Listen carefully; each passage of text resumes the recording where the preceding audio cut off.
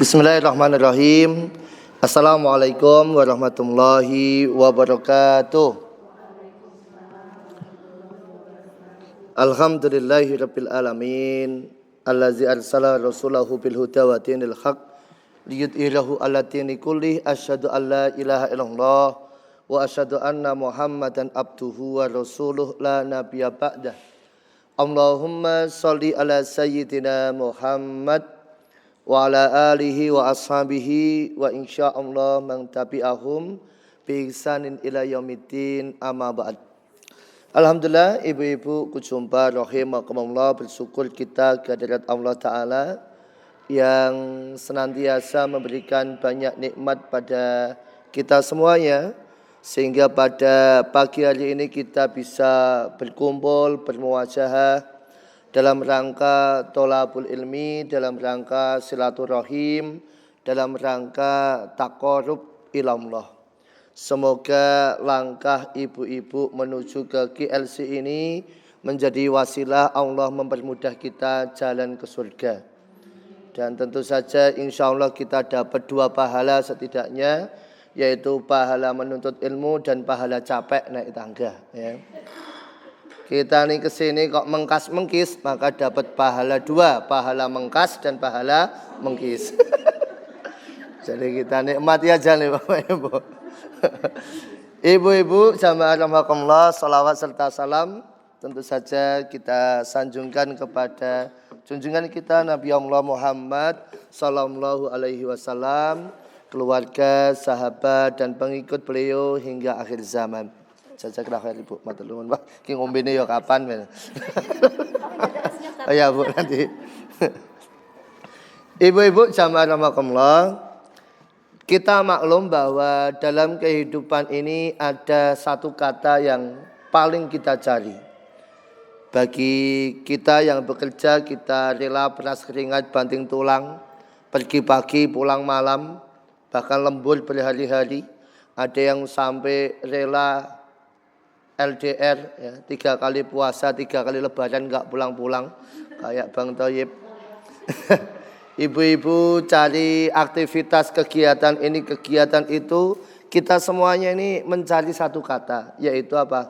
Bahagia. Semua orang nih Bapak Ibu kepengen bahagia. Tetapi yang sering menjadi keprihatinan adalah banyak orang yang salah dalam mencari kebahagiaan. Ada sebagian orang yang menganggap bahwa kebahagiaan itu yang penting adalah banyak finansial, banyak duit. Maka dia rela kerja pontang-panting, kepala jadi kaki, kaki jadi kepala. Untuk apa? Biar uangnya terkumpul dengan banyak. Uangnya nggak kumpul-kumpul, sertifikat sekolah ke. Ya, yang penting untuk duit. Biar apa? Biar bahagia.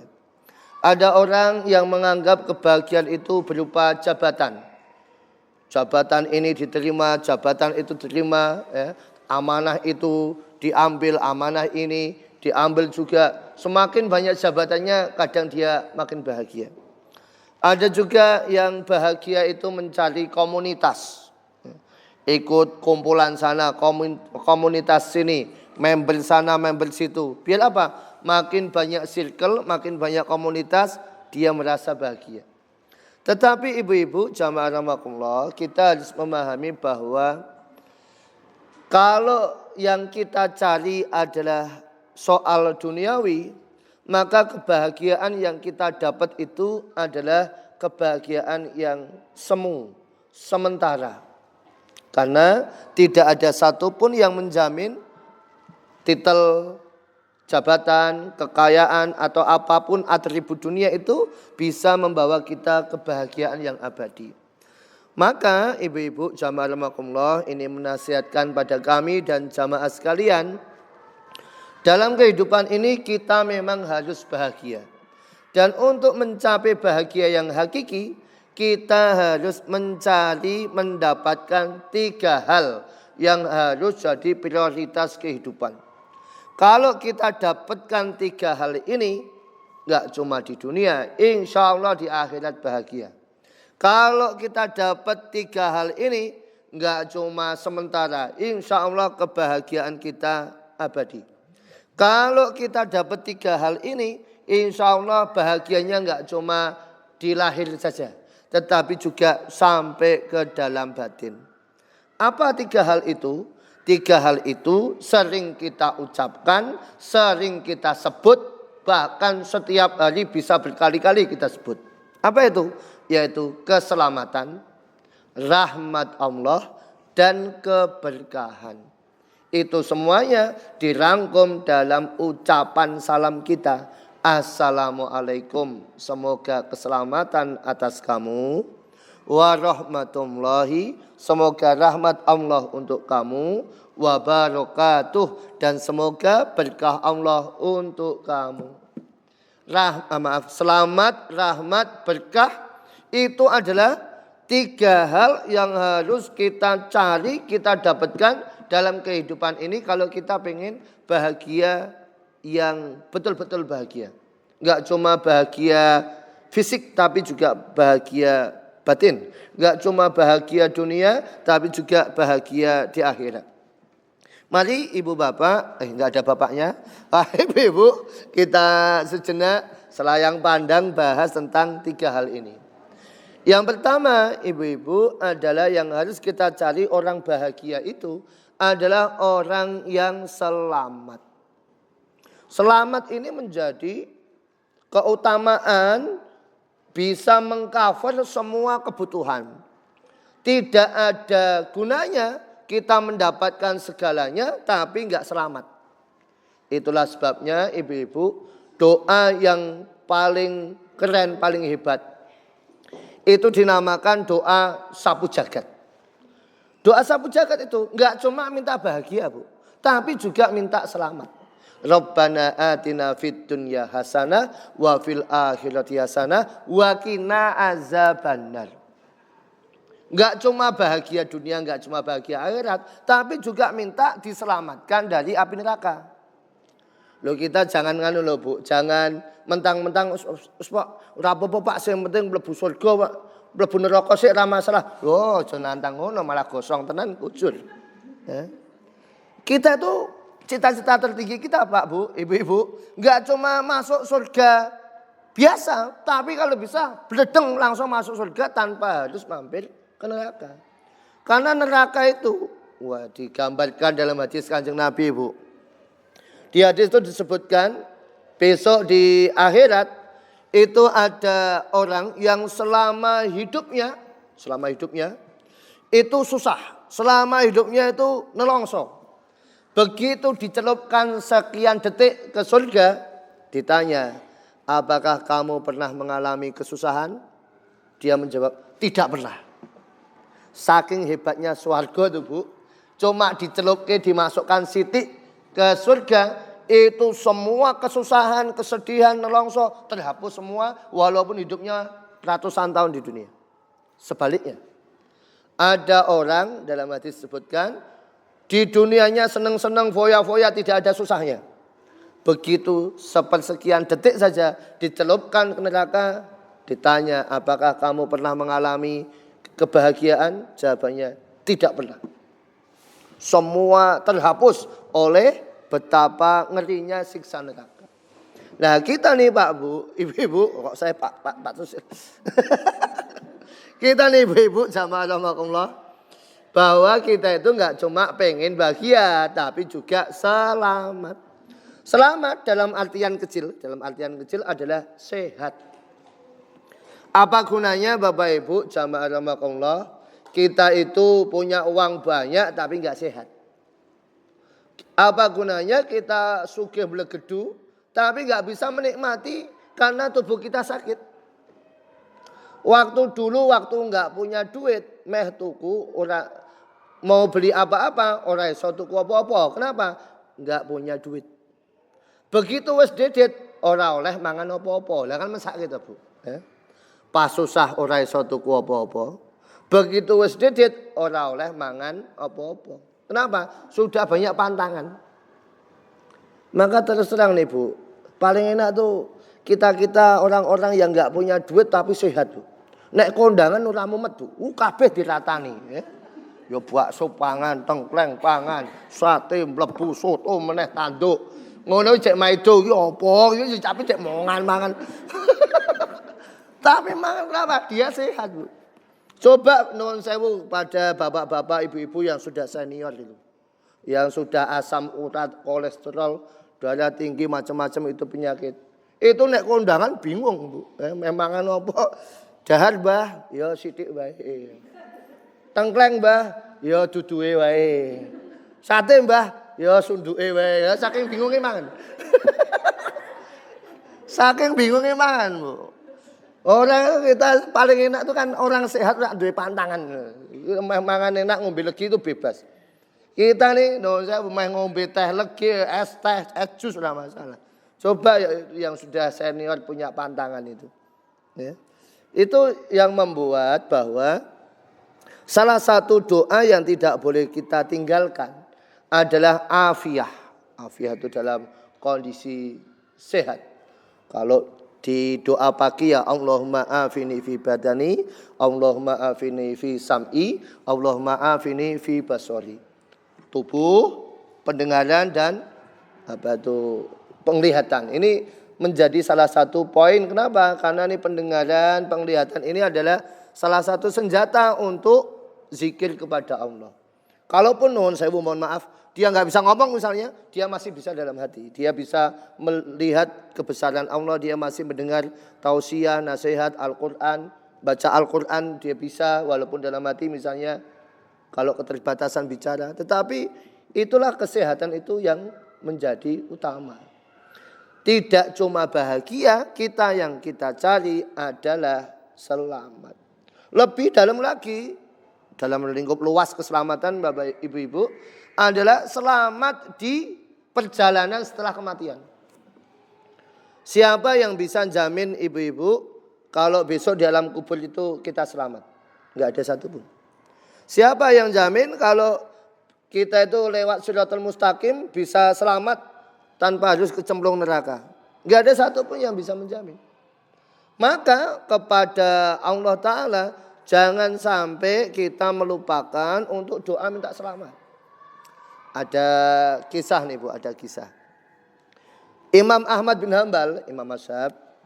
Imam Ahmad bin Hanbal itu dalam kitabnya menyebutkan, saya berdoa kepada Allah untuk bisa hafal Al-Quran. Tapi saya lupa untuk minta doa selamat, afiah. Maka Allah menakdirkan saya bisa hafal Al-Quran tetapi di dalam penjara. Harus melalui siksaan, harus melalui keterbatasan di penjara. Kenapa kata Imam Ahmad? Karena saya lupa doa afiah. Ada lagi di Arab Saudi sana, ya. Arab Saudi sana seorang wanita, Bu, ibu-ibu ini berdoa, ya Allah berikan saya uang 13 miliar, spesifik Bu. Tetap disebut angkanya karena memang dia punya keperluan. Berikan saya uang 13 miliar tanpa susah payah, tinggal saya duduk-duduk saja di rumah. Dan Masya Allah Bu, dikabulkan. 13 miliar. Persis apa yang dia minta. Tetapi laki-laki rupanya dia lupa untuk minta doa dalam kondisi selamat. Apa yang terjadi rupanya Bu? Anaknya terbunuh. Dan yang membunuh itu harus membayar diat, membayar denda. Dan persis 13 miliar. Uangnya dapat, anaknya wafat. Maka dalam doa-doa kita nih Bapak Ibu-ibu jamaah rahimakumullah, kita harus minta doa selamat. Kalau kita nih pengen dapat keselamatan, ya memang satu-satunya cara doa. Kita nih kan prinsip kehidupan kan la haula wala quwata illa billah. Tidak ada daya dan kekuatan kecuali dari Allah. Hasbunallah wa ni'mal wakil. Cukuplah Allah sebagai penolong kita. Karena memang enggak ada yang bisa nolong selain Allah. Nabi Ibrahim dibakar. Siapa yang bisa nolong? Ya Allah saja. Malaikat menawarkan ini itu. Kata Nabi Ibrahim, hasbi Allah. Cukup bagiku Allah. Maka kemudian Allah berfirman, apinya dingin. Begitupun Nabi Musa di depan Laut Merah. Mundur diserang musuh, maju kelelep. Bingung. Tapi ya disitulah pertolongan Allah. Keselamatan itu berasal dari Allah Ta'ala. Maka ibu-ibu untuk mendapatkan keselamatan ini memang tidak lain tidak bukan kita harus banyak doa. Lah doa itu, ini lagi-lagi dulu pernah saya sampaikan ini mengulang sejenak ibu-ibu. Doa itu yang penting adalah nyambungnya hati kita kepada Allah. Lo terus terang Bu, mbah-mbah kita dulu nek kon maca Arab yo ora pati paseh. Enggak pati tartil. Tapi kenapa kok doanya tuh ijabah, doanya tuh mandi? Kenapa? Hatinya nyambung sama Gusti Allah. Kita ini kalau ada orang pergi misalnya, kita bisa karena udah ngaji ngomongnya fi amanillah ya. Atau kalau ada orang haji umroh ada doanya khusus ya. Sekarang udah ngaji. Biyen mbah-mbah itu dongane memang sederhana tok, Bu. Sluman, slumun, selamat. Ngono ya tenan selamat tenan. Ya wis le nyangoni selamat lho. Padahal selamat tak tahu nyangoni aku lho, Bu. Dan mau nyangoni selamat itu tuh bisa mustajab. Kalau apa itu kita nih kalau ada orang sakit ya Bu, wah kita doanya Allahumma Rabbanas panjang itu atau syafaqallahu sifaan ajiran labak satohurun insyaallah wis ngaji. Biyen mbah-mbah iki dongane mung tombo teko lara lunga ngono ya mandi tenan. Didoni lho Bu sok mari. Disebul disuwuk ya mari lho. Lan ya. Dhewe nuwun sewu beleken udunen iki iso kok mari lho. Saiki tak idoni dhewe malah benyenyeh ora karuan. Padahal doanya paseh loh, kurang apa meneh. Ada kita ini Bu, kalau misalnya takut suasana mencekam, horor begitu. Kita bisa baca ayat kursi, baca Al-Falaq, Anas, Kulhu, macam-macam. Sekarang, zaman biyen mbah-mbah ya setan ora doyan, demit ora dulit. Iki jadi doa apa? Jadi kadang mikir ya. Ini doa apa? Tapi kok ya mandi men. Kenapa Bapak Ibu? Kenapa kok bisa begitu? Karena yang paling penting adalah nyambungnya hati kita kepada Gusti Allah. Minta keselamatan itu ya memang menyesuaikan keselamatan apa yang kita minta, apa yang kita harapkan ya. Jenengan enggak usah bingung-bingung. Pak aku ora iso Arabe. Ora usah nggo Arab ora masalah. Nggo bahasa Hongkong lho Gusti Allah paham, ya. Pakai bahasa apapun insya Allah paham. Jadi keselamatan ini ibu-ibu jamaah rahimakumullah, selain dari ikhtiar kita menjaga kesehatan dalam ruang lingkup kecil, afiah untuk bisa dalam tanda kutip menikmati karunia yang diberikan Allah pada kita. Tapi yang lebih dalam daripada kesehatan adalah keselamatan kita di dunia sampai akhirat. Keselamatan kita di alam kubur, keselamatan kita di Shiratal Mustaqim, keselamatan kita ketika dihisab macam-macam itu perlu yang namanya selamat. Maka doa pertama yang disampaikan pada kita adalah Assalamualaikum. Semoga keselamatan atas kamu. Assalamualaikum ini enggak cuma bagi yang hidup, yang meninggal.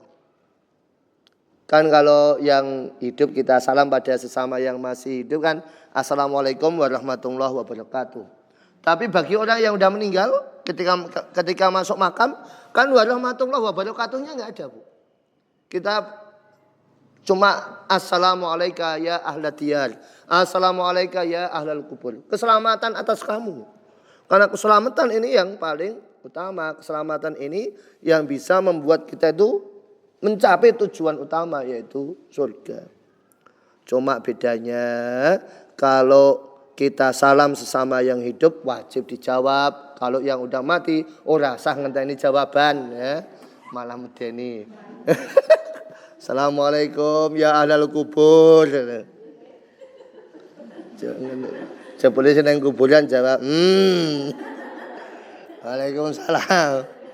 Piye le kabare? Enak zamanku to. Walah yang ngomong. Yang pertama keselamatan ibu-ibu. Yang kedua, jamaah rahimakumullah, yang harus kita cari dalam kehidupan dunia ini adalah rahmat atau kasih sayang Allah. Kasih sayang Allah ini menjadi kunci, tujuan, sekaligus menjadi niat setiap amal soleh kita.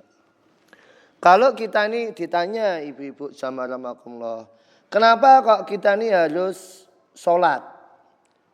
Mungkin kita akan menjawab, oh karena sholat itu kewajiban. Oh karena sholat itu kalau ditunaikan pahala jamaahnya 27 derajat, sekian-sekian. Ya betul, tapi jawaban utamanya bukan itu. Kenapa ibu-ibu kok kita ini harus ngaji, harus majelis ilmu seperti ini? Oh ya mungkin kita akan menjawab karena ini akan mempermudah jalan ke surga, menuntut ilmu kewajiban. Iya betul, tapi utamanya bukan itu. Mengapa kita harus berbuat baik, kenapa kita harus beramal soleh? Persoalan utamanya adalah bukan semata kewajiban atau pahala, tetapi yang paling utama adalah mencari kasih sayang Allah. Ini paling utama nih Bu. Kenapa kok kita harus sholat? Biar Allah sayang sama kita. Kenapa nih kok kita harus berbakti pada suami untuk ibu-ibu? Dan bagi para suami harus bertanggung jawab kepada keluarganya. Biar Allah sayang sama kita. Kenapa kok kita harus ngomong anak kita dengan baik? Bukan untuk mereka nanti membalas saat mereka gede pada kita saat usia tua. Tetapi adalah biar kita dapat kasih sayangnya Allah. Biar Allah sayang sama kita. Kalau niat ini kita canangkan dalam diri kita, fa insyaallah, nasihat untuk kami dan jamaah sekalian, fa insyaallah kita itu tidak akan mudah terpengaruh dengan validasi dunia. Kita ini hidup di era digital, di era media sosial yang semuanya butuh validasi, yang semuanya butuh sanjungan, yang semuanya butuh like, butuh komen, butuh subscribe, butuh follower. Kita nggak perlu itu Bu. Ya itu bonus lah, kalau dapat itu bonus lah. Tapi yang intinya adalah kita itu mencari kasih sayang Allah. Kita ini nggak usah mikir soal pahala. Kalau soal pahala pasti dapat. Ada dua orang misalnya masuk ke masjid. Yang satu sholat jamaah. Karena dia tahu bahwa sholat jamaah itu keutamaannya 27 derajat. Yang satu cuma ikut-ikutan. Terus konsolid sholat aku tak melu sholat. Kira-kira Bu, yang ikut-ikutan ini tetap dapat pahala apa tidak? Tetap dapat pahala. Orang mungkin kok malaikat pelit ya. Meneng wae rasa dikei wong dhek ora ngerti. Meneng wae. Orang mungkin malaikat pelit Bu. Soal pahala itu pasti dapat. Cuma yang menjadi persoalan adalah kesadaran bahwa amal yang kita lakukan itu adalah tujuannya mencari kasih sayang Allah. Kenapa? Kasih sayang Allah inilah yang bisa membawa kita kepada surganya Allah. Nih terus terang saja ibu-ibu. Misalnya nih, nuwun sewu nauzubillah. Misalnya kok kita nih wafat pada hari ini, hari Jumat. Wah, hari bagus misalnya. Misalnya kita wafat pada hari ini. Saya kira tidak ada satupun kita yang berani percaya diri. Oh, kalau saya meninggal hari ini, saya akan masuk surga. Pahala saya sudah cukup. Kelihatannya nggak ada satupun. Kita wafat terus hari ini. Nggak ada satupun orang yang yakin, wah sebagai sanggupku cukup, alhamdulillah. Nggak ada satupun. Kenapa? Pahala seberapapun banyak tidak akan cukup. Dikisahkan dalam hadis, ini kisah terkenal. Di akhirat ada seorang Bani Israel ditakdirkan masuk surga. Kenapa? Dia ditanya sama malaikat, wahai Tuhan, Anda tahu nggak kenapa masuk surga? Oh ya jelas, karena saya ini sudah ibadah 500 tahun. Enggak tanggung-tanggung Bu, 500 tahun sholat. Dia 5 menit. 500 tahun sholat. Kata malaikat, bukan Tuhan, Anda itu masuk surga bukan karena ibadah Anda, tapi karena kasih sayang Allah. Ini orang sombong tetapi jadi hikmah untuk kita. Udah bagus-bagus masuk surga, Bu, minta keluar ditimbang ulang. Wes bodoh lah karuan. Kemarin lah karuan. Ibu-ibu bisa bayangkan itu timbangan emas ya. Timbangan emas itu satunya untuk emasnya, satu untuk bandol berapa gram gitu ya. Oleh malaikat, Allah perintahkan malaikat meletakkan pahala ibadah 500 tahun di satu sisi timbangan. Ya tentu berat sini karena belum ada bandolnya. Sebagai bandol, Allah perintahkan untuk mengambil nikmat satu mata. Nikmat satu mata. Nikmat satu mata itu diletakkan di satu sisi timbangan dan hasilnya jegrek. Pahala yang 500 tahun ibadah tidak bisa mengimbangi, tidak bisa membayar, tidak bisa menebus walaupun nikmat satu mata.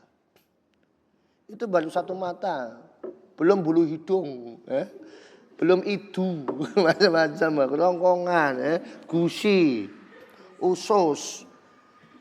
Loh kita nikmat dari Allah Tuhan banyak banget dalam tubuh kita nih. Dalam tubuh kita nih yang tadinya nggak tumbuh jadi tumbuh. Rambut dulu nggak punya, sekarang jadi punya rambut. Alis ya ada dulu sejak lahir ada. Apa ini gigi? Gigi itu kan kita nggak punya dulu. Sekarang tumbuh. Dan alhamdulillah tumbuhnya terbatas. Saja untuk tumbuhnya kok rambut. Wah, ngomong kok butuh cakil kabeh. Nun sewu, semerongkos-merongkosnya orang masih bisa makan, masih bisa bicara. Terbatas kenapa? Allah memberikan nikmat itu sesuai ukuran. Lah, banyak nikmat yang Allah berikan itu adalah salah satu tanda kasih sayang Allah. Sebagai tanda kasih sayang Allah, kita diperintahkan sholat, kita diperintahkan kurban. Hakikatnya apa? Biar Allah sayang sama kita. Maka tugas kita dalam kehidupan ini biar hidup kita bahagia adalah banyak-banyak mencari kasih sayang Allah. Wes rasa terpengaruh dengan orang lain. Ya, maksudnya orang lain dalam artian orang lain itu negatif pada kita. Ya. Kalau ada nasihat kita terima, ada masukan kita terima. Tapi kalau sudah masukannya sudah tidak membangun, sarannya sudah tidak positif, udah nggak usah kita itu sampai sakit hati, nggak usah sampai kita itu mutung, nggak usah sampai kita putus asa. Kenapa? Memang tujuan kita bukan untuk mencari sanjungan, bukan untuk mencari like, comment, follower, bukan. Tapi tujuan kita adalah mencari kasih sayang Allah. Yang membuat kita ini hati kita gelisah itu kan kadang-kadang orang lain.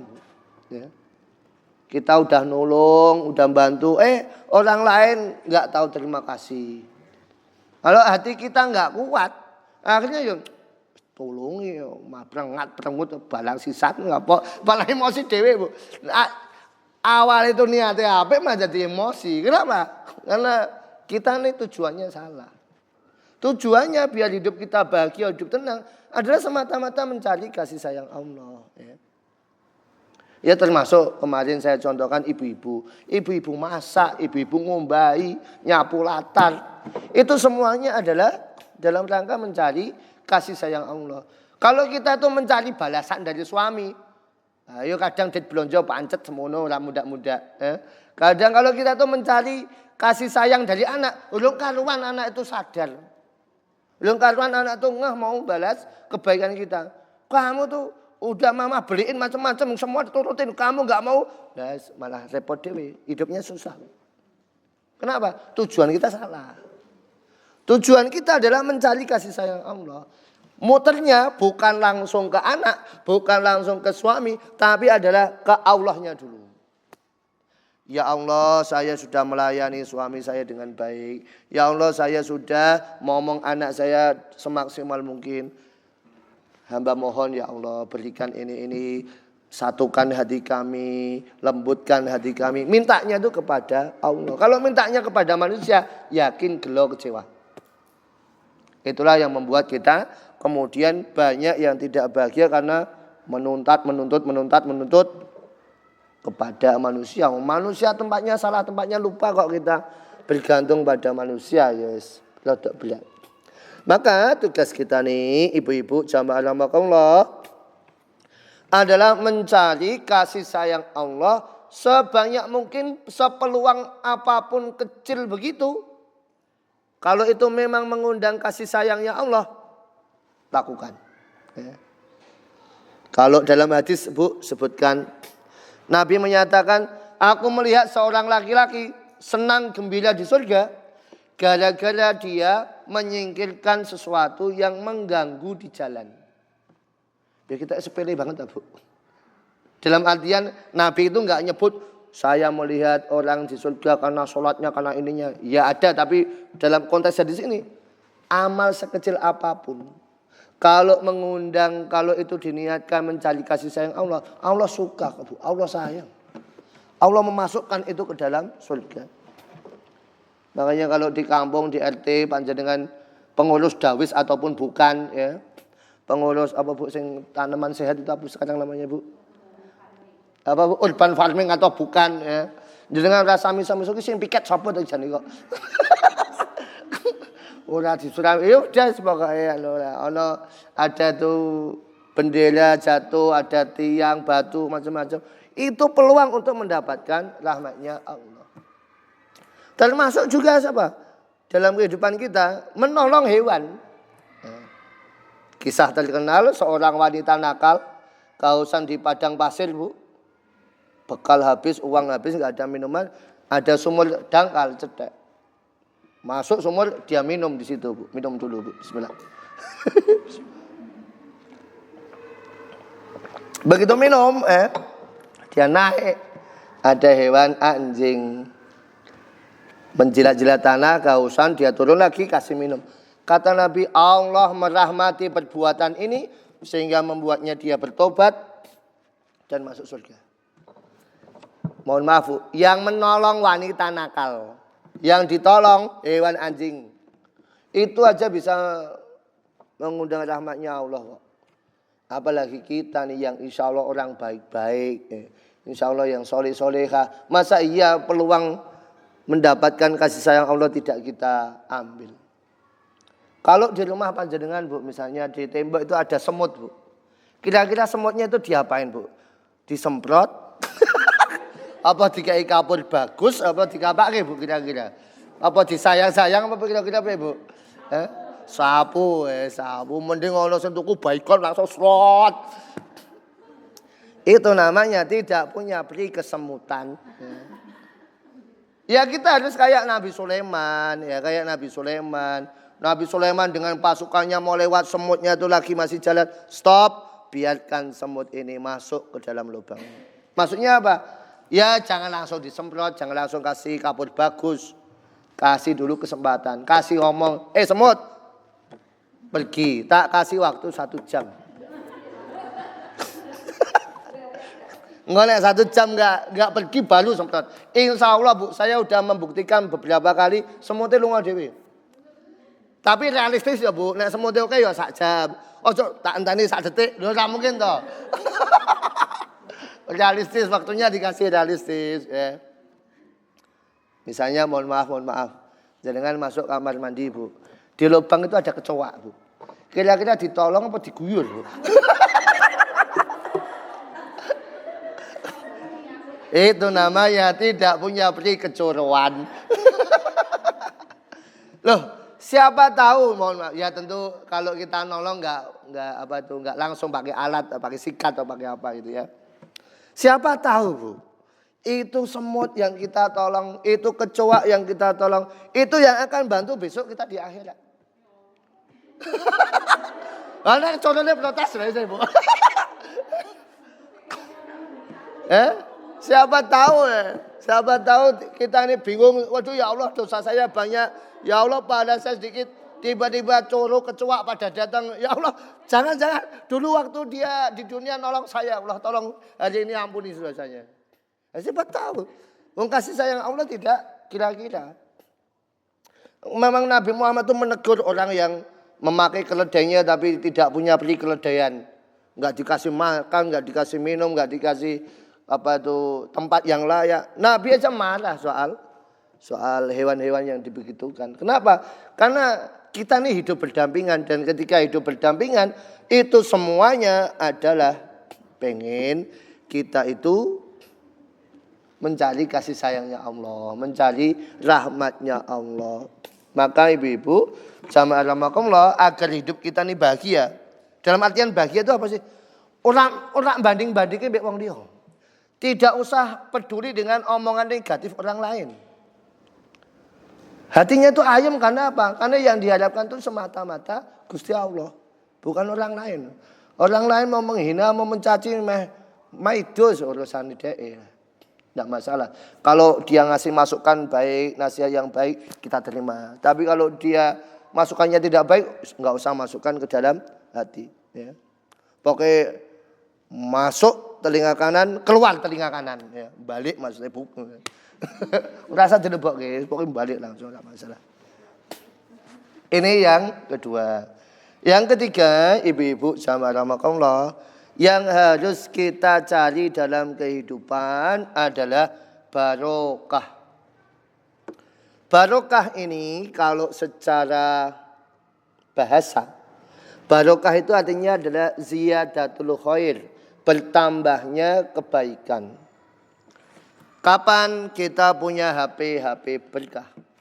Kalau kita itu begitu punya HP, kita semakin rajin ibadah. Kapan kita punya motornya itu barokah? Begitu punya motor, punya mobil kendaraan, kita semakin rajin ibadah. Itu namanya barokah. Kapan kita punya rumah baru, rumah ini barokah? Begitu punya rumah baru, ini rumah membuat kita semakin mendekat kepada Allah. Kalau kebalikannya, itu berarti tidak berkah. Berkah ini kan dicari, Bu. Berkah ini kan memang tidak kasat mata. Ora ketok, tapi dicari. Makanya panjenengan sering lihat toko itu, toko barokah. Pemancingan barokah. PT barokah. Saking barokahnya saya tuh lihat di Gunung Pati itu, Bu. Ada toko popok bayi. Itu namanya berkah ompol. Berkah ompol. Untung yang sedot WC ora melu-melu, aku bingung jenenge apa. Karena orang itu sampai nyari barokah. Barokah ini memang enggak kelihatan ibu-ibu, tapi perlu dalam kehidupan. Kenapa?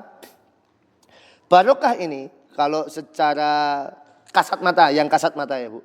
Yang secara kasat mata adalah kecukupan.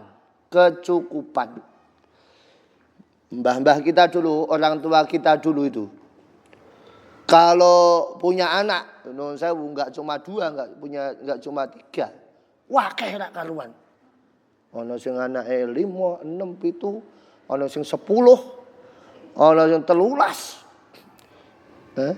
Nek tekok mbek tanggane ketemu ngono, Bu. Anakmu piro? 5. Wah, akeh men. Padahal dhek anake 16. Tapi kalau dilihat secara matematika, wah iki gajine tak bakal cukup.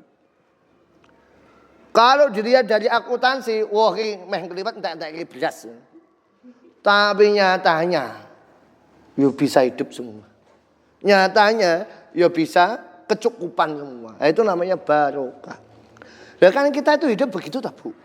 Kita tuh nggak perlu banyak, yang penting cukup. Main bayar sekolah, duit cukup. Main bayar utang, duit cukup. Main tuku mobil, duit cukup. Main tuku rumah, duit cukup. Main tuku lemah, yang penting cukup. Ora usah akeh, yang penting cukup. Kita itu yang kita cari adalah nggak usah banyak-banyak, adalah yang cukup-cukup ini.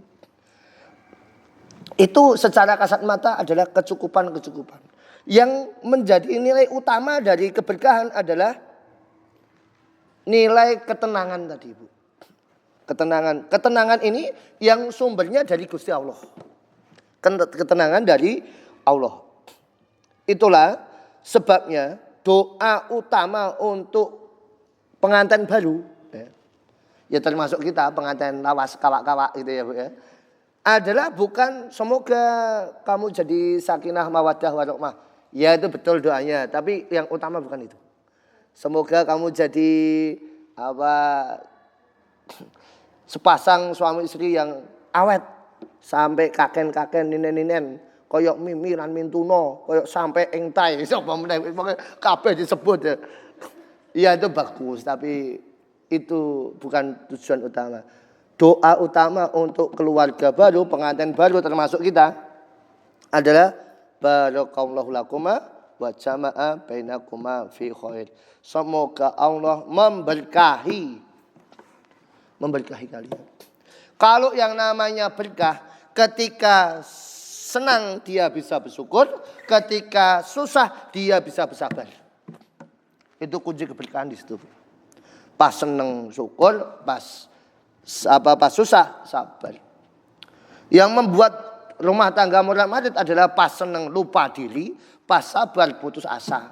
Makanya memang saya itu juga gumun orang-orang itu di Instagram artis-artis itu kok pegatan kok yang mergodrajin. Mergodrama cinta, coba drama Cina Bu.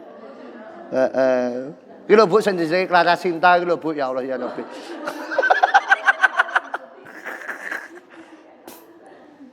Loh, orang artis-artisnya ya kurang apa ta Bu? Ya ayu entuk kabeh, bojone ya bagus, duwite ya akeh.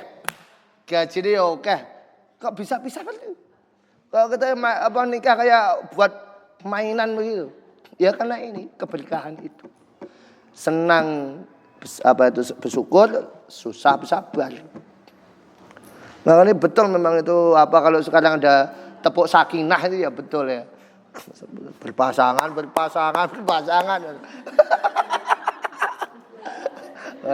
Ya bel.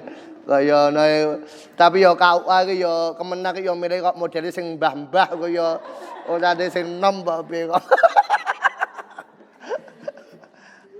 Jadi ibu-ibu sama amakumullah. Keberkahan ini enggak kelihatan. Keberkahan ini memang tidak kasat mata. Kasat matanya memang, hidupnya susah tapi kok cukup ya. Hidupnya kurang kok tapi kok bisa pas ya. Semuanya bisa tercover ya. Itu yang kasat mata. Tapi yang lebih penting daripada itu adalah keberkahan itu bisa membawa ketenangan hidup. Waktu senang bersyukur, waktu susah bersabar. Itulah sebabnya kita ini oleh Allah Ta'ala diperintahkan untuk mencari keberkahan dimanapun berada. Ya keberkahan ulama, ya keberkahan majelis ilmu, ya keberkahan semua kebaikan-kebaikan yang ada dalam kehidupan. Makanya orang-orang yang suka ziarah itu Bu, itu kata yang paling sering terdengar apa? Ngalap berkah. Ya memang berkah enggak kelihatan Bu.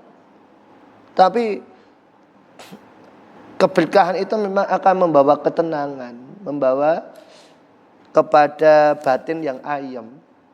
Allah menyatakan, "Wa man a'rada an dzikri fa innalahu ma'isatan dunya." Barang siapa berpaling dari peringatanku, maka hidupnya itu pekak susah. Jadi kebalikannya, maksudnya rumusnya adalah kalau kita pengen hidup berkah, hidup kita pengen tenang, ya kita harus mendekat kepada Allah. Waktu senang bersyukur, waktu susah bersabar, dan itu dua-duanya baik bagi seorang mukmin. Orang lain enggak dapat ini. Yang bisa dapat sabar dan syukur ajaib semua ya orang beriman. 3 hal ini. Sebagai penutup, ibu-ibu, jamaah rahimakumullah, kenapa kok Allah menyatakan dalam ucapan salam yang diajarkan pada kita, 3 hal ini menjadi prioritas. Ujung utamanya adalah Allah pengen, khususnya request dari Kanjeng Nabi pengen, kita semuanya ini masuk surga. Lihat ibu. Dalam bacaan At-Tahiyat, kalau dari tafsir namanya tafsir Az-Zamakhsyari, ketika Kanjeng Nabi Muhammad SAW itu naik ke Sidratul Muntaha, itu Nabi menyampaikan salam at-tahiyatul mubarakatus sholawatut thayyibatulillah. Kepunyaan engkaulah wahai Allah, keberkahan, keselamatan dan rahmatnya. Kata Allah membalas, assalamu alaika ayuhan nabiyyu wa rahmatullahi wa barakatuh. Lihat nih Bu. Semoga keselamatan atas kamu wahai Nabi, rahmat dan berkah Allah. Allah hanya mengucapkan untuk Kanjeng Nabi, assalamu alaika ayuhan nabiyyu. Tapi karena Nabi ini sangat sayang sama kita, Nabi itu sangat pengen kita masuk surga bersama-sama. Nabi menjawabnya adalah assalamu alaina wa ala ibadillahis sholihin. Kalau bahasa kita, ya Allah, jangan cuma saya saja yang dapat selamat, berkah, rahmat, jangan cuma saya saja. Tapi apa? Assalamu alaina wa ala ibadillahis sholihin. Tapi juga keselamatan semoga untuk semua hamba-hamba yang soleh. Nabi itu pengen kita itu masuk surga bareng. Nabi itu pengen kita itu bergandengan tangan untuk ada di jalan Allah, saling mengingatkan, saling mengajak, saling memberi syafaat. Biar apa? Motivasinya adalah kita masuk surga bersama-sama. Dan memang untuk bisa ngajak masuk surga bersama-sama dimulai dari individu-individu yang bahagia. Individu-individu yang kita bisa mendapatkan salam, rahmat dan berkahnya Allah. Demikian wallahu a'lam bishawab. Silahkan kalau ada pertanyaan atau diskusi kami persilahkan. Mumpung lampunya wis urip alhamdulillah. Masya Allah, bagus sekali pausa yang sudah disampaikan Ustaz Tanto tadi. Jadi butuh untuk selanjutnya, monggo ada yang ingin bertanya, mumpung Ustaz Tanto masih di sini, mungkin terkait dengan materi ataupun mungkin bebas, ya. Bisa di luar materi, monggo. Monggo Ibu, ya satu. Ya, monggo Bu, siapa dulu? Oh ya Bu, monggo Bu. Assalamualaikum warahmatullahi wabarakatuh. Waalaikumsalam warahmatullahi wabarakatuh. Ustaz, saya tanya tentang poin barokah yang sabar. Iya. Ya kan? Saya juga mau satu anak. Nah, namanya anak ini ya, kalau belajar sama Ustaz, Pak Ustaznya itu malu. Beneran. Ini saya menjaga warna mental nih. Belajar dia udah sabar, takut. Nah, begitu ngajarin anak murojaah, rajin, ataupun belajar, baiknya dia diuji. Saya sampai dredeg, saya buka laptop aja yang dredeg. Nah, itu dia. Jadi emosi muncul lagi. Anak yang tantrum, nangis, dan sebagainya, rengek, sampai tetangga dengar saya izinnya. Ini sebetulnya tuh saya mau mencari barokah, tapi titiknya itu pas di malam hari itu kok gagal. Nah, ini Ustaz, gimana nih caranya biar dalam diri orang tua, saya yakin nggak cuma saya ya, 99% juga. Iya, itu satu. Orang tua menguatkan diri untuk bersabar. Yang kedua tuh agar anak tuh mengerti kondisi maminya nih, kamu juga harus mengikuti. Tidaknya bekerja sama dalam hal ini, jangan bikin emosi yang meledak-ledak. Itu aja Ustaz. Ini baru terjadi. Terima kasih. Wassalamualaikum warahmatullahi wabarakatuh. Waalaikumsalam warahmatullahi wabarakatuh. Matur nuwun Ibu. Ini betul sekali ini jadi permasalahan 99,1 triliun. Semua orang tua termasuk Bina Insani. Jadi ibu-ibu jamaah yang menjadi prinsip utama pertama nih. Yang menjadi prinsip utama buat kita adalah prinsip tauhid. Bahwa anak itu adalah amanah titipan dari Allah Ta'ala. Maka ketika kita itu mau mendekati anak, mengajari kepada anak, jangan langsung mengandalkan kepandaian kita. Jangan langsung mengandalkan keilmuan kita. Enggak nyambung. Yang nyambung adalah hati kita dulu. Kita harus kuatkan betapa kepada Allah itu harus kuat dulu. Ya Allah, ini adalah titipanmu. Ini adalah amanahmu. Hamba akan berusaha sebaik mungkin. Dan memang Allah cuma menuntut kita untuk berusaha sebaik mungkin. Bukan dituntut untuk berhasil. Saya ambil dari Al-Quran misalnya Nabi Nuh alaihi salam. Nabi Nuh alaihi salam ini contoh anak yang memang kelewatan gitu ya Bu ya. Nabi Nuh alaihi salam itu betapa kecewanya dia ketika anaknya itu tenggelam. Betapa kecewanya itu anak itu tidak beriman kepadanya. Tetapi Nabi Nuh tetap bersabar mendakwai anaknya beserta kaumnya sampai detik terakhir. Ketika naik kapal, ya bunayya irkam ma'ana, wahai anakku, nayo naik ke kapal. Kata anaknya, enggak mau papi, aku mau ke bukit saja, aku mau ke sana saja. Dan Nabi Nuh gagal, terus terang Nabi Nuh gagal. Tapi poin utamanya bukan soal kegagalannya, tapi adalah bersabar sampai titik akhir. Yang kita khawatirkan pada anak-anak kita tuh Bu, terus terang nih, bukan soal dia nggak bisa belajar, bukan soal nilainya akademiknya rendah, tapi yang paling bahaya untuk anak kita adalah luka pengasuhan. Ketika dia sudah terluka dengan ibunya, luka-luka ini akan merembet. Dia akan menjadi jahat sama temannya. Nauzubillah. Dia akan nanti kalau udah gede itu terkontaminasi. Dulu ibuku mendidik aku tuh dengan bentak-bentak. Sekarang anakku juga tak bentak-bentak. Kalau nggak belajar itu akan termindset dalam, kalau bahasa kita alam bawah sadarnya itu masih nempel. Maka memang yang harus hati-hati kita nih bagi orang tua Bu. Ini nasihat untuk kami para guru juga adalah bahwa kita itu tidak punya kemampuan untuk merubah anak, itu enggak punya. Yang punya kemampuan merubah anak itu adalah Gusti Allah. Tugas kita adalah berusaha semaksimal mungkin. Lah, saya nih ngomong sama guru-guru. Ya. Misalnya namanya guru itu kan juga kadang emosi ya Bu ya. Jadi ya nek biyen wah balang penghapus gua buat cekuak, gua solak nganti brodol biyen pokoknya. Kita semua udah ngalami, saya udah pengalaman, udah dicenggit bareng kon dipeme, disetrap, terus pokoknya pengalaman. Itu alam bawah sadarnya kan begitu, Bu. Tetapi yang sering saya sampaikan sama teman-teman, ketika lagi marah, lagi emosi, bayangkan saja orang tua si anak ini ada di sampingnya. Apa iya kita mau menghukum? Orang wani tabuk mati polisikan. Lah begitupun kita. Begitupun kita. Anak kita itu Bu, bagaimanapun anak kita itu umatnya Kanjeng Nabi. Umatnya Rasulullah. Tugas kita adalah menjaga umatnya Rasulullah ini sebaik mungkin.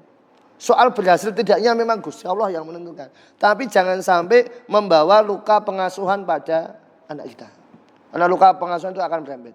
Dan nuwun sewu, mohon maaf, kita yang harus memahami anak. Bukan anak yang memahami kita. Jadi kalau ada ibu-ibu kok marahnya kok, kamu tuh ngertiin mama enggak sih? Loh, lah sing wong tua ki sapa? Kita enggak boleh langsung menjudge anak, kamu enggak ngertiin mama. Lah bisa jadi ada komunikasi yang putus. Itulah sebabnya kita nih Bu, jangan banyak ngomongin. Untuk membuat bonding dengan anak itu, jangan banyak ngomongin, tapi banyak omong-omong. Omong-omong yang gak penting. Kalau dia suka main bola, bisa-bisa ikut main bola lah. Kalau dia itu suka nonton film kartun, kapan-kapan kita ngomong-ngomong soal film kartun. Kenapa? Untuk membuat bonding itulah yang bisa masuk. Yang penting itu kan anak nyaman sama kita dulu. Terus terang anak-anak itu kalau sama pelajaran PAI itu Bu, nek ulangan iki yo kadang remedi kabeh itu Bu.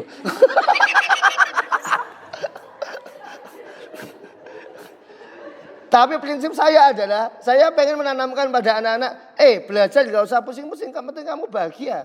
Karena bahagia itu dari hati. Nanti ketika dewasa, yang diingat bukan soal nilainya, Bu. Tapi soal kebahagiaannya. Tapi soal apa nih? Soal bagaimana nyamannya. Ada anak sakit seminggu tak mlebu, Bu. Begitu hari tertentu masuk, loh kenapa kau masuk? Ada PAI. Wah saya jadi beban mental loh. Aduh ya Allah. Jadi memang kadang kita itu perlu momentum-momentum untuk membuat bonding kepada anak. Kita nih jangankan anak kecil, jangan anak-anak. Orang tua pun kalau dikasih ceramah tiap hari, dikasih masukan tiap hari ya bosan juga ya. Juweh juga. Maka pertama adalah nilai tauhid itu ditanamkan. Dan sebelum, kalau kita sudah tahu ya Bu, ini biasanya aku ngajari anakku emosi gila isi. Nah udah tahu begitu, maka kita doa dulu. Ya Allah, kuatkan hamba ya Allah. Pokoknya bicaranya sebagainya. Kalau kita udah tahu tuh bagus loh Bu. Kalau udah tahu tuh bagus. Yang masalah adalah nggak menyadari. Titik-titik rawan buat ibu-ibu. Satu, pagi. Anaknya susah tangi, wis mangkat, wis wayahe mangkat ora lek adus. Apa meneh antar jemput itu numpak kabeh. Maaf Pak, belum mandi, keliling dulu. Ya kan pagi titik rawan. Kemudian saat belajari anak-anak. Kita tuh udah betul-betul sungguh-sungguh loh Bu. Apa mempelajari? Enggak, kata ustazah enggak begitu kok.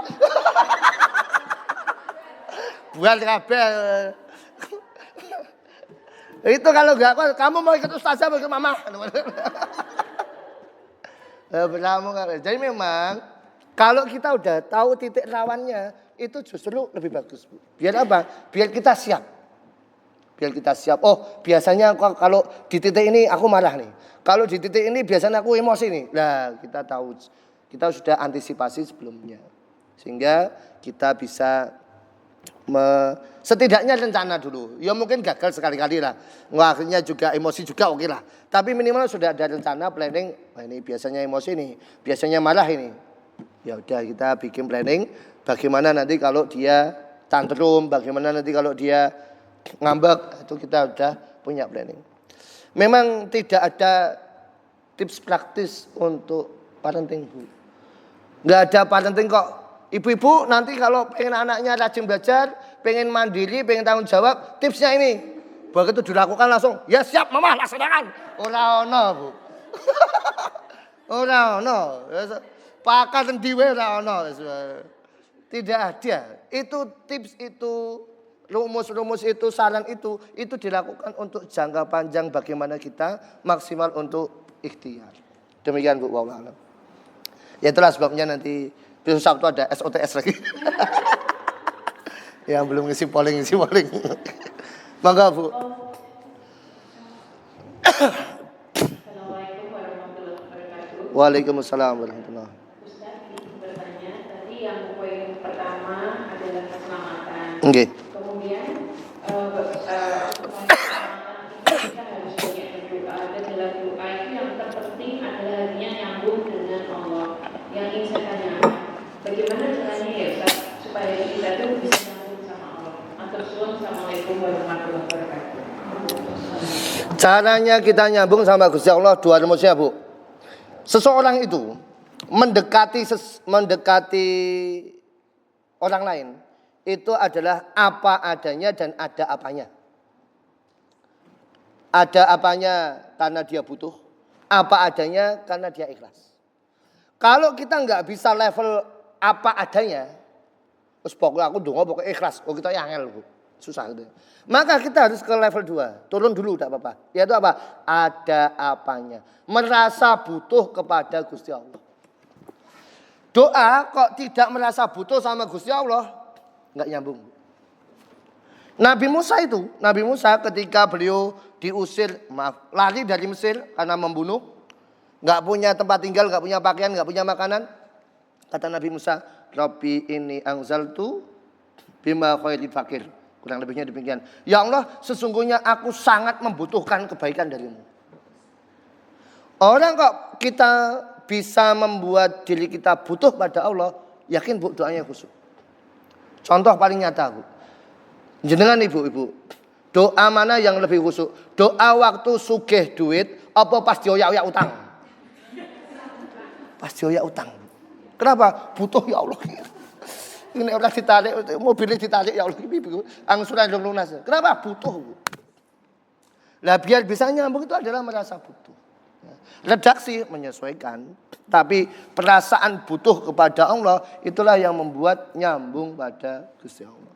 Ini kalau ada apanya. Kalau apa adanya, ini apa adanya ini levelnya lebih tinggi. Apa adanya itu doanya seperti doanya Nabi Muhammad.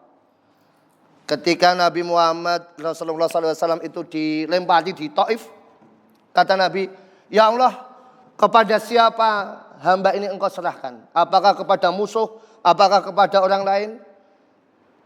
Ya Allah, bagaimana nasibku ini? Apakah aku akan selamat atau tidak? Kata Nabi, jika selama engkau tidak memusuhi aku tidak peduli.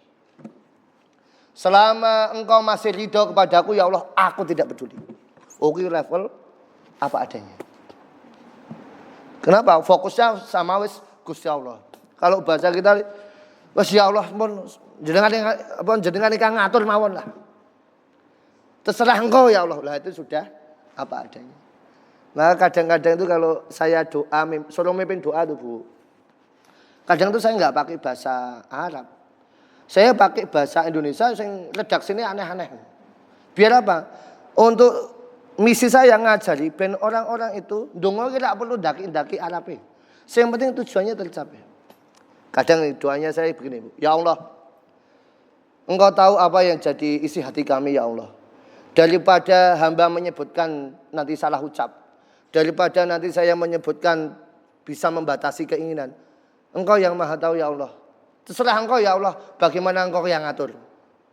Kami ikut garismu ya Allah. Kemarin kami garis sendiri malah menceng kabeh ya Allah. Kami ikut jalanmu ya Allah. Kemarin kami cari jalan sendiri malah kesasar entah kemana. Engkau atur saja ya Allah. Kemarin kami ngatur sendiri malah ruwet tak karuan genai. Ini bahasa yang penting itu curhat sama Gusti Allah. Butuh sama Gusti Allah. Enggak perlu daki-daki. Ya betul bagus kalau kita bisa hafal ayat, doa, hafal al-maksurat yang doa-doa maksur, yes bagus. Tapi kalau enggak bisa mendalami, akhirnya kan cuma jadi ucapan doang. Wong doang.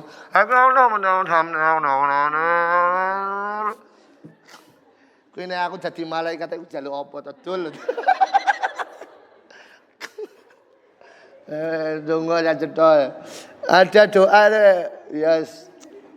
Orang-orang itu kan lain-lain gitu ya, Bu. Jadi untuk kita bisa hati nyambung, dua syaratnya, apa adanya dan ada apanya.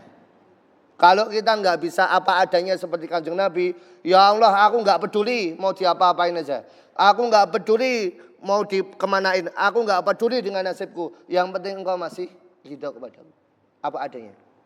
Yang kedua, kalau pengen hatinya nggak bisa apa adanya, ada apanya. Ya, kebutuhan kita kepada Allah tuh harus merasa butuh. Ya termasuk soal anak, soal suami, soal keluarga. Ketika kita merasa butuh pada Allah, ya mustajabnya di situ. Demikian Ibu. Wallah. Monggo Ibu, wingi. Waalaikumsalam warahmatullahi. Yang poin ketiga tadi Ustaz mengenai berkah. Nggih. Berkah adalah ziyadatul khair, bertambahnya kebaikan orang. Kebetulan kan saya sedang 2 tahun ini memulai usaha ya. Nggih. Doanya adalah selalu berkah. Nggih. Lu itu kalau orang Jawa. Lu mintu. Alhamdulillah sih merasanya 2 tahun ini berkecukupan yang tadi disebutkan Ustaz. Semoga itu tanda-tanda dari Amin. Nggih. Kadang itu ada gitu ya Ustaz. Apakah itu tanda-tanda ini tanda-tanda kurang berkah harus diberikan atau gimana? Ada. Apa nih Bu? Ada jadi apanya?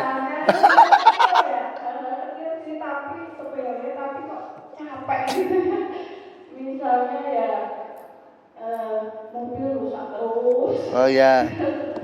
Atau misalnya di dalam usaha itu ada aja yang penghalangnya lah, misalnya apa ya? Iya, iya, iya. Ada barang yang nggak datang, ada barang yang rusak, ada yang ya tapi terus gitu lah. Nggih. Maksudnya apa ini harus diruat apa diruat? Diruat. Kan pengennya itu saya punya apa saya punya utang ya, apa saya punya dosa ya, kok sampai kecil-kecil sepele tapi terus gitu. Nggih. Mungkin apa ya masukan. Siap. Nggih, matur nuwun Ibu. Jadi ketika kita mencermati kehidupan, tugas kita adalah mencari hikmahnya. Dalam kehidupan kita nih Ibu-Ibu, ada hal yang bisa kita kendalikan, ada hal yang tidak bisa kendalikan. Kita tidak usah mikir soal yang tidak bisa dikendalikan. Musibah, kebaikan orang lain itu tidak bisa kita kendalikan. Karena nggak bisa kita kendalikan, kita nggak usah mumet di situ. Wes ana panitiane dhewe. Siapa panitianya? Gusti Allah langsung. Ya. Kita main bulet-bulet soal sesuatu yang tidak bisa kita kendalikan, itu takdirnya Gusti Allah. Yang menjadi tugas kita adalah wilayah kita mencari hikmah. Kenapa ini terjadi? Rumusnya dua tadi.